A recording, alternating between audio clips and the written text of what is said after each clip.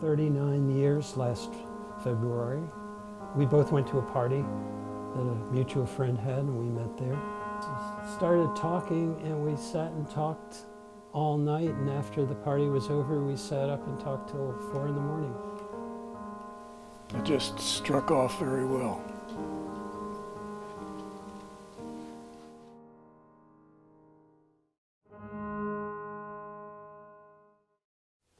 Looking back, I know that I was gay when I was 4 years old. One of my father's sisters got married a month after my 4th birthday, and what I remember about her wedding very vividly was how enthralled I was about how handsome the men were. And I knew that I was not supposed to be looking at the men, that was wrong, and that was bad, and that I should be looking at the women. I went all through high school, never had any, I knew I was gay when I was in high school. Never had anyone to talk with. I came to Penn State. During the 4 years here, I met one gay person.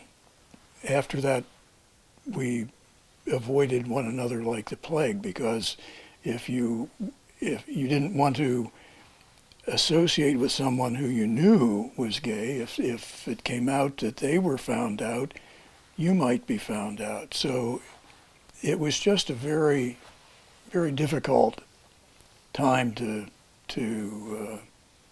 be coming into your sexuality. I had been living in the West Indies, in a small island nation by the name of St. Vincent and the Grenadines, where I lived for 3 years. And I wanted to move back to the United States, to a place with a warm climate. So I picked San Francisco. I had no idea that it was a gay city.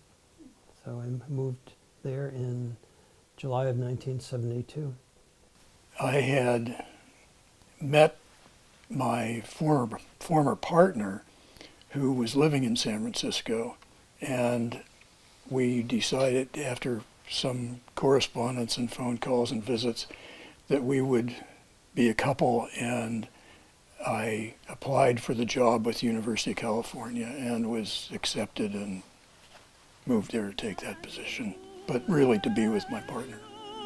San Francisco, open your golden gate, you let no stranger wait outside your door.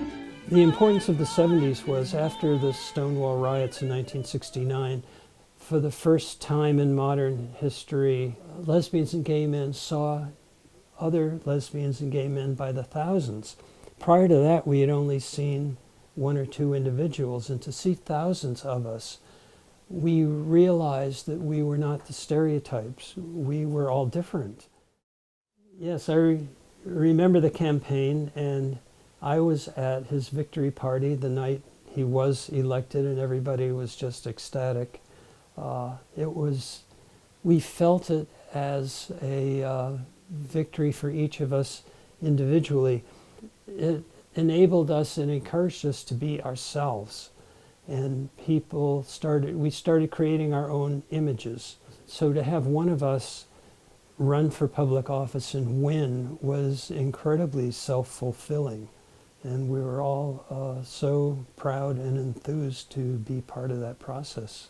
That was a big point that Harvey Milk made, was to be yourself and come out.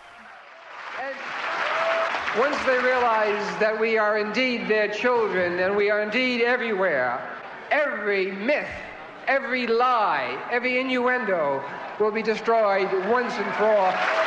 And once you do, you will feel so much better.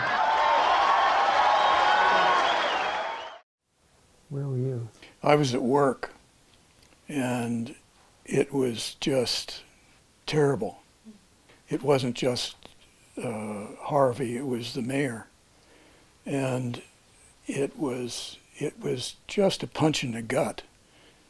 Then there was the call went out that there was going to be a march from the Castro. People were assembling in the Castro to march to City Hall, and a candlelight march that night. And it just grew like Topsy.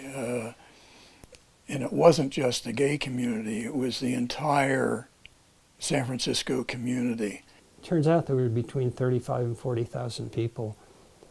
And as Don said, by the time the head of the march reached City Hall, the back of it hadn't even left the Castro yet.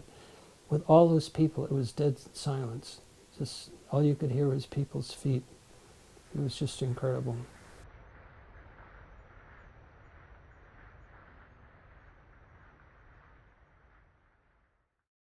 Well, we had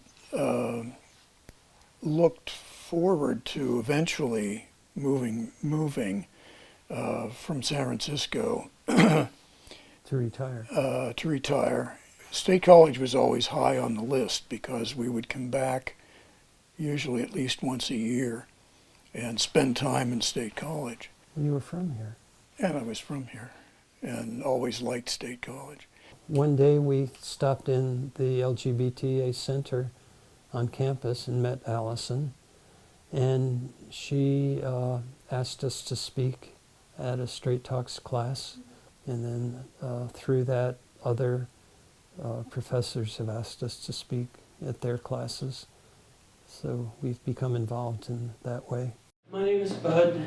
This is Don. We're two old gay guys who have been together 39 years.